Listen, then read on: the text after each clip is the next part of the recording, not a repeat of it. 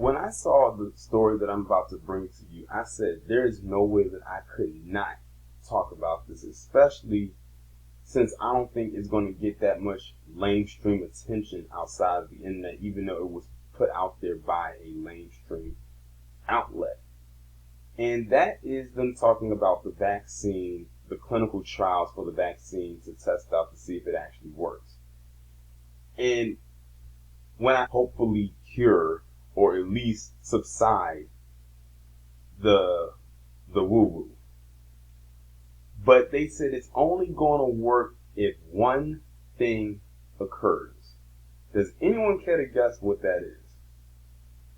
If you guessed that they can only have this work if they have black participants, you would be 100% correct. In other words, they need black guinea pigs in order to do this. Well, you know what? I can point some out for you that would be perfect for this. You can use the Coonstress, you can use the Mammy Supreme, Gail the Gargantuan, Sleepy Ben Carson, and a few hosts of others. You could start with them. But something tells me they wouldn't reach out to them. They would reach out to someone who's like on our level to do this. I hope that by the sound of my voice, that anybody who's black out there listening to me right now, do not do this. If you know anything about the history of the Tuskegee experiment and any other test they've ever done on black people, do not do this. Especially since we all know what a lot of us don't trust that flu shot to begin with. What's going on right with that flu shot? Now you want us to be the lab rats for something that is completely new and completely now foreign to us. Let me go ahead and get into this. Calithia Hodges has an arduous task. Persuade black people who have a deep mistrust of experimental drugs and medical institutions to participate in clinical trials to help find a vaccine for the deadly virus. Now, here's the thing. Well, first off, the people that they think they slip with this, but that's not going to work either. They had found like 3 individuals, including the one I just mentioned, 2 black women and I believe 1 black man to try to do this. How much you also want to bet that they're going to try to find another way they're going to find to work this is to throw out some kind of monetary incentive for black people to do it. Sort of like when you go to, for guys, if you go to the sperm bank. When you donate sperm, they pay you. Or when you go to donate plasma, they pay you. How much you want to bet that they're going to do this? And mind you, like I said, this is a clinical trial. So that means you could end up with some side effects from this. Because what they're doing is, like I said, is nothing more than guinea pig testing to see if it actually works, how your body reacts to it. Which means there is a chance that you will get some side effects from it that may be temporary or worse, permanent, or even more worse, you could possibly die. But they need black people to do this, or they need black people's involvement. Like I said, I do not trust this at all. It is quite the paradox. African Americans have been disproportionately devastated by the woo-woo, or so they say, but they are inadequately represented in human studies that would treat a disease that has claimed more than 116,000 lives in the United States. Almost a quarter of those were black, according to a study called For Color of That Virus, that letter C, by APM. Now, that's why they want to use black people, because we were so-called disproportionately affected by this virus. So they want to reach out to us almost immediately because, quote-unquote, we were affected the most. So, you know what, I think that's BS as well, because I bet you if they put out that any other group was affected more so by it, then they would still reach out to us first. This is nothing but a repeat. This is history repeating itself. And that's why I do what I do, said Hodges, a clinician at Infinite Clinical Trials outside Atlanta. And that's why I'm here in this neighborhood that is predominantly African American. African American participate in the trial, as a critical medical experts have said. Researchers of pharmacogenetics, the science that studies how genetic factors affect reaction to drugs, stress that medicine could produce different results based on race and genetic, socioeconomic, in environmental dynamics. Translation: a vaccine might not work in African Americans if African Americans do not participate in the clinical trials to create the drug. They are telling you that they need us in order to make this vaccine work. And apparently, to me, it sounds like they only need us to make this work. And if we all collectively refuse, then they'll try to throw us the guilt trip and say it's our fault that it's still spreading. It's like a no-win situation. And so the power of persuasion ranks high on Hodges' job. She has to overcome the Tuskegee study of untreated syphilis in the Negro male when infected black men were solicited to be a part of a 40-year study from 1932 to 1972 to treat the disease with penicillin and were offered free medical exams, free meals, and burial insurance. But they were not given the drug, and 28 of the original 399 black men died of syphilis. 100 died of related complications. 40 of their wives were infected, and 19 of their children were born with congenital syphilis. That dark past remains a hurdle to clear. Hearing all of that, why would any black person, in this case a black male, run out there and get a clinical trial vaccine for a virus that we know is that deadly, considering what has gone on in the past with that Tuskegee experiment? Because you don't know what they might be putting into your body. Of course, the mistrusts are going to be there. Notice that whenever something they needed done to affect people on a massive scale, they always started with us. They did the Tuskegee experiment with us. It wasn't called that, but that's basically what it was, with black women. Basically to test, to check that area without them having any type of medication. So they actually had to feel all that pain because it was in the air that black people felt no pain, which is a lie, because basically what they were saying is that they believe that we weren't human. In some circles, they still don't believe that we're human and are not human to this day. Remember Henrietta Lacks, the HeLa cells? That was a huge part with cancer research. That's still floating around to this day in the labs of Johns Hopkins University, and her family still, as far as I know to this day, never got a dime from it. They took that woman's cells and did not tell her family. I don't even think they told her. So what does that tell you? They need us more than we need them, but they hate our guts and are willing to sacrifice us in order to save themselves.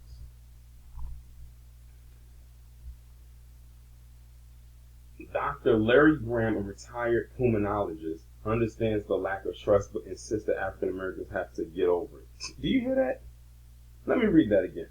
Dr. Larry Graham, a retired pulmonologist, understands the lack of trust but insists that African Americans have to get over it. Do you hear how dismissive that sounds? Is that your way of trying to convince us that we need to take this drug? And you want us to take something that is foreign to us and could probably speed up our decline and lead us even faster into a grave earlier than we were supposed to be put in it? Or give us any type of ailments? Especially if you are perfectly fine. Imagine you are a perfectly healthy person and you take this drug and all of a sudden you wake up the next day and stuff starts just slowly declining and falling off of you, but we're just told to get over it.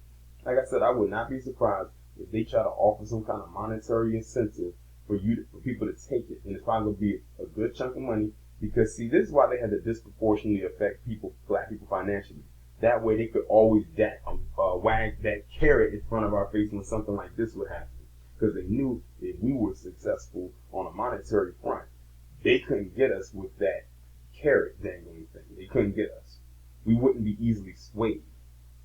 So what you do is you disproportionately affect a group of people, and that way every time you wave money in their face, no matter how much it may be, then they will go for it each and every time.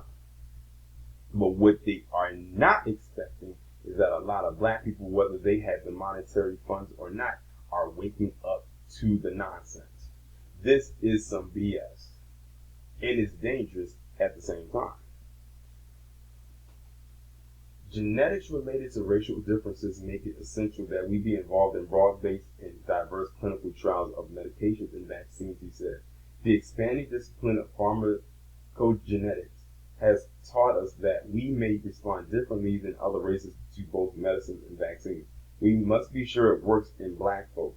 This can only be determined by our inclusion in the research-based trials of such vaccines. I'm trying to figure out why in the world do they need us so bad? They can't get anything else from everybody else. It's not like black people were the only people who was affected by this virus. But see, they could. I wonder if that was the plan the whole time. I wonder if the plan the whole time was put out there that black people were disproportionately affected by this thing. So when this rolled around, they could use us as guinea pigs to find a cure or a vaccine that would work for this virus.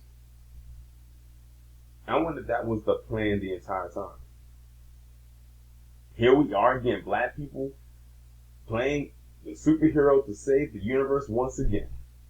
If this was a movie, we would, they would probably cast a white actor in our spot, but you know how that goes. But Dr. Aletha Maybank, the American Medical Association's chief equity officer and group vice president of the Center for Health Equity, says she is concerned that there is not an urgency from the institution to include African Americans in the myriad vaccine studies underway. There is a fear with the virus how intentional the hundreds of trials are about diversity. I'm not clear in what makes the assumption that they are not intentional. If so, I haven't heard anything about it. But if the distrust pre-Wuhan was strong, the chances are even less now that black people will participate. I worry about exploitation in medicines being used on patients without their knowledge or consent. Interesting word she said there. That goes back to what I was saying about Henrietta Lacks. She went in there for one thing, but they got something else, and they exploited that all over the place, and they made money, but the family never got a dime. That woman died with nothing. And her family didn't get a dime from it either. And they didn't even plan on telling the family about what really happened. I think they lied to the family. Hodges said the virus human trials at her location would not occur for about a month or two. She has been successful in getting African Americans to participate in other trials, most recently for women who experienced hot flashes through distributing educational pamphlets. Education is power, she said. It also helped that Hodges is black. What did I tell you? See, they couldn't put a white face there because the trust level still wouldn't have been there. To be honest, the trust level for me is still not there. I don't care if the face is black or not. They see me and give me a chance to at least share my information with them. In extreme cases, she said, she invokes the experience of some cancer patients to make her point. When the patient with cancer hears there's nothing else we can do, they turn often to clinical trials. It's the last resort. With the virus, the question becomes, would you rather be on a ventilator or to try a drug? See, that's the guilt question. That's the guilt question right there. And that's a view that might get people to participate. For Maybank, the way to bridge the divide is simple: work at it. With any relationship, you build it, she said. Folks doing work from leading institutions have asked, how do we build trust? Well, it's not rocket science, it's about building relationships. Are you getting to know me beforehand? Are you speaking in a language I understand? Are the concepts broken down so that they are digestible? Are you present? Are you giving resources to our neighborhoods beforehand? That's not rocket science, it's building a relationship. That's how you build trust, and trust is a fundamental value in humans. There's no rocket science behind it. Dr. John Maupin, the former president of Meharry Medical College and Morehouse School of Medicine, said a collection of historically black colleges and universities that focus on public health is working to form a consortium that will focus on culturally sensitive care. Specific clinical research, he said. How do you administer treatments? Do you present a cure at an early or later stage? Is it a higher dosage needed? Those questions have to be answered because everybody's different. Races have different genetic makeup and genetic impacts. Interesting words. Let me read that again. Races have different genetic makeup and genetic impacts. It's always been put out there, and I'm going to just go ahead and say it, that black people are some of the most genetically superior people on the planet. So it's no wonder that they've always used us as the guinea pig for a lot of these clinical trials for various diseases and illnesses over the years. Sure, they knew they was going to have to sacrifice us. That was just the icing on the cake. But if they knew that they can get something out of it that would work, that would help people, down the line, then so be it. However, they also knew that they didn't have to give them credit either. So it's critically important that clinical trials are across the spectrum of individual differences that pick up their minute differences that may not be noticed from one racial makeup to another. That's why we have to be there. Malkin acknowledges that the challenge to change minds is significant. The problem is, do I trust them? That's why the ability for Morehouse and Meharry to have a clinical research center is vital. He said it would allow black people to come. We have to have more HBCUs conducting trials because people will trust them more than they will in some other institutions. I'm not saying all are untrustworthy. I'm saying there will be greater trust in institutions led by those who come from the patient's background. I just took it a step further. I often tell patients they have a chance to take a drug that not only could help them, but could be very important to the next generation. See, are y'all hearing this? Are you hearing this? They are basically giving you a lullaby right now. And the thing is, if someone like me was to come up there and present this kind of information to the person with the untamed eye, they would look at me like I'm crazy and completely brush me off. All I would have to do is hope that they don't later regret the decision that they were about to make. But I'm starting to think that was the plan the whole time. To get them to say that black people were disproportionately affected by this virus.